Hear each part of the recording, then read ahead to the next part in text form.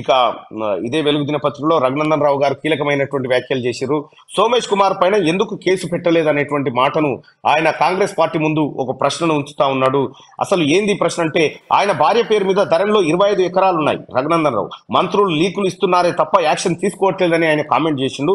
సోమేష్ కుమార్ పైన ఎందుకు కేసు పెట్టలేదనేటువంటి మాట రఘునందన్ రావు గారు చెప్తా ఉంటే, అక్కడ డిఓపిటి అనేది కేంద్రం చేతుల్లోనే ఉంటుందనేటువంటి మాట రేవంత్ రెడ్డి గారు చెప్తా ఉన్నారు. సోమేష్ కుమార్ పైన ఎందుకు కేసు పెట్టలేదంటూ ఆయన నిలదీస్తా ఉన్నాడు. అయితే సోమేష్ కుమార్ ను గత బీజేపీ పాలకులు వదిలిపెట్టొచ్చు కానీ కాంగ్రెస్ పార్టీ ఏం వదిలిపెట్టబోదు. ముఖ్యమంత్రి గారి సూచన మేరకు ఆయన పని ఖచ్చితంగా జరుగుతుంది, జరిగి తీరుతుంది కూడా.